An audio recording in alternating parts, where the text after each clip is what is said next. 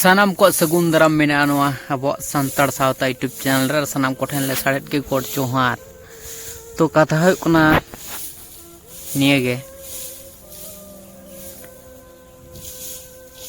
News जहाँ channel मेना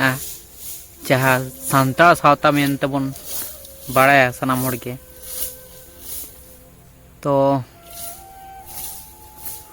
ना न्यूज चैनल के अदो बांग चलाव हुआ न्यूज रना वीडियो के उनका लकना वीडियो को के बांग कराव हुआ ना डिसाइड हुआ कना माने चे चिके कना सिचुएशन अडी गे एड़े कथा रोड हुआ कना मिटन बारिया को एड़े कथा रोड हुआ कना जहाँ इन कोनो दिन इन बइन सहाव दाड़े बइन सच्चू दाड़े जहाँ जिनिस एड़े कथा रोड माने कटी फील कते इन्याल कते उयहर कते न्याल होइना जे हें सरी के एड़े कथा गिन रोडा बार रकम कना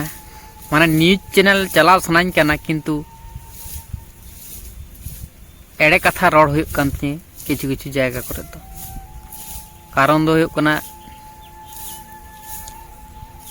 हेटार को बढ़ती कना माने सुर कोरेन हो हेटार को बेना कना लोकल कोरेन सुर कोरेन ताले ओना को खातिर के बेसी खराब इन बुझताइनी हेटार बांग बनाव कते लाभार को बनाव आज दे ओना गे इन तो भाले बुझे किंतु इन हेटार बनाव लगी तो इन तो वीडियो को तो बन बनादा न्यूज चैनल बन चलादा तो सरी कथा ओका कना डिस्कस कते ले आबोना मारंग लॉन्ग वीडियो मिटन को हिजु हा ठीक है और इन्हें मकसद दो बांग ताहे कना न्यूज चैनल बनाव नोंका लेकना उयहर तो बांग ताहे कान तिया तो वो बनाव हुई गना ओनागे मिटन भाले जिनिस एक्सपीरियंस हो ता होइना एक बछर ते सावता समाज रना अगडी किछु के सड़ा होइना सड़ा कते कोनो लाभ बनु ओंका लेकना क्षमता बनु पावर बनुआ जे किछुन दाड़ेया ओंका लेकना जेनो संभव बांग कना इन दाराय दो नोआ न्यूज चैनल चलाव कते दो उन एक्सपीरियंस बनु तिया उन बन स्मार्टा ऐसा बांग उन स्पेशल होड़ हो बांग कनी दिसोम रेन हजार हजार होड़ सावता समाज को सुसरित तबना जतो गे नापाय तको सुसरित तबना सठिक भाव तको सुसरित तबना नोंका गे सुसर तन पे सनाम होड़ गे आदो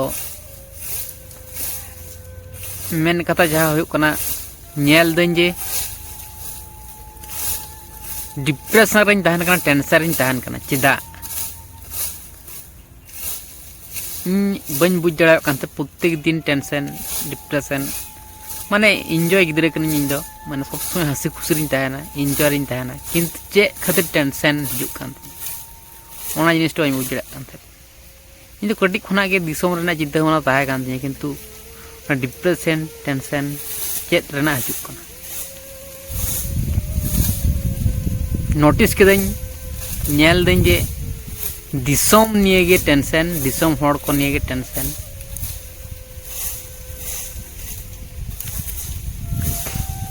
नुया कथाम सपोर्टा खान नुया रगिया नुया कथाम सपोर्टा खान नुया रगिया हनी लिया जे नुरन दल कनाय नुय मेना जे हनी रेन ग्रुप कनाय नुकु ग्रुप कना को नुकु रेन ग्रुप कना को हनी रेन गैंग कना को नुकु रेन गैंग कना को ताले गैंग मैंग तो चेत मिटन इन दुई बड़ा मिटन गैंग हनी गैंग नवा गैंग नवा गैंग इन तो ना को तो इन बन खुशी झूठ झमेला रे ताहे बांग सने के एमनी तेमनी जहाँ रे जुमित कतेट को कमिया ओंडे गे इन दो भाले बुझा हनी रेन नुई रेन मिटन के ताहेना जतो अब दो सांतरा कना बन मिटन गे ग्रुप तब हाना ग्रुप नाव ग्रुप चेट ग्रुप हाना ग्रुप नाव group ini cili grup ran bang ठीक है। तो ओना गे हुकना मेन जिनिस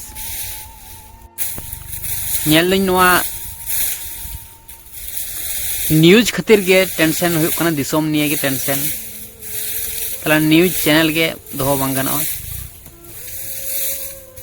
उन्ना चिंता होना कते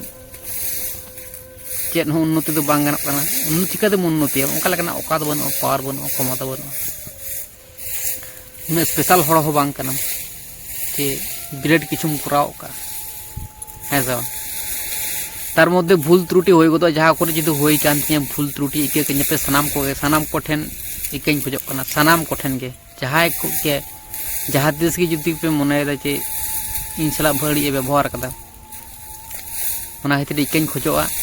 और इन ठेन दो जतो किछु गे सठिक भाबते इन कराव कदा इन ठेन दो इन दो भीतिर खुना हो मनार पाप बनु तिन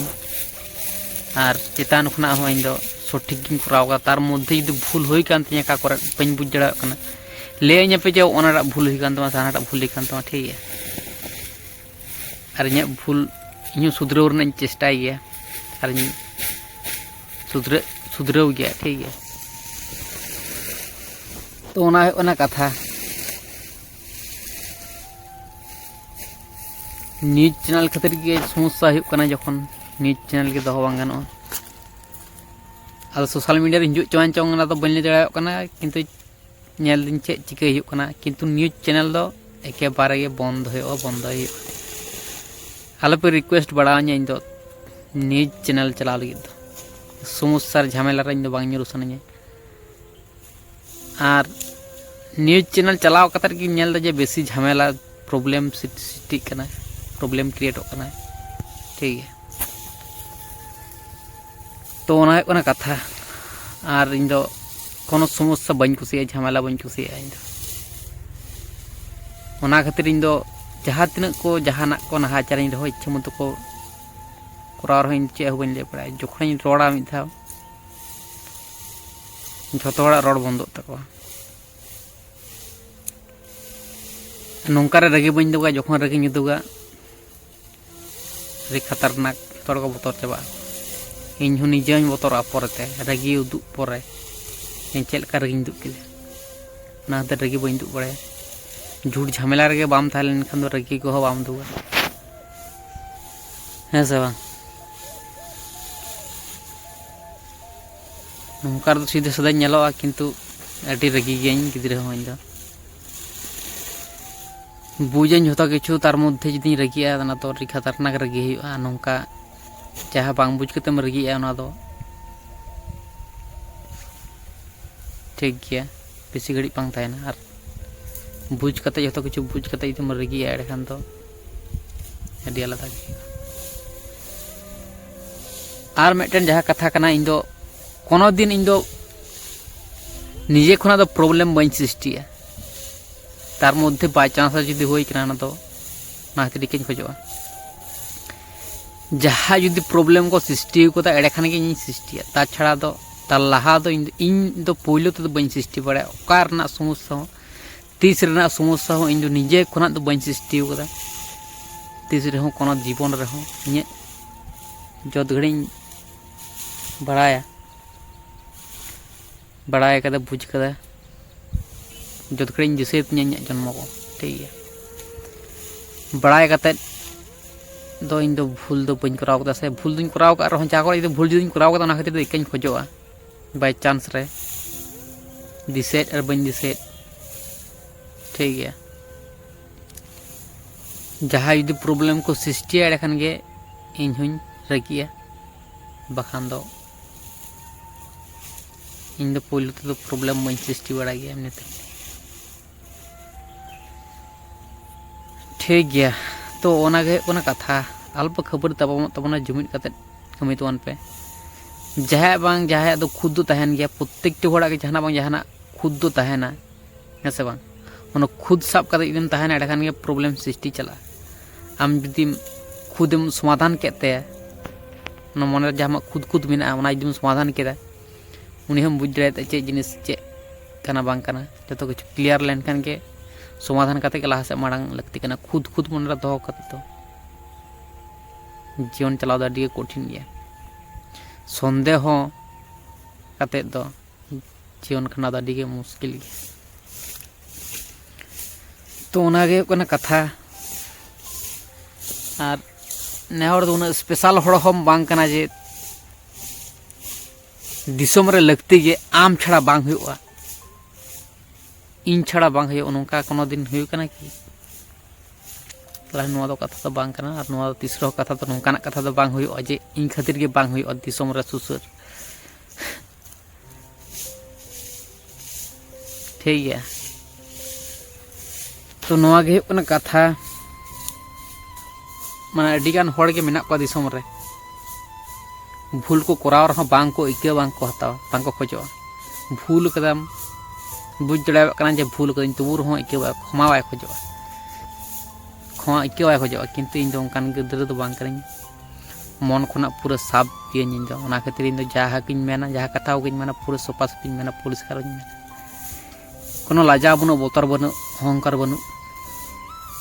फटफट मेन दे किंतु दिसोम हड़ा नपाय लगी मेना तार मध्य जुदी बड़ी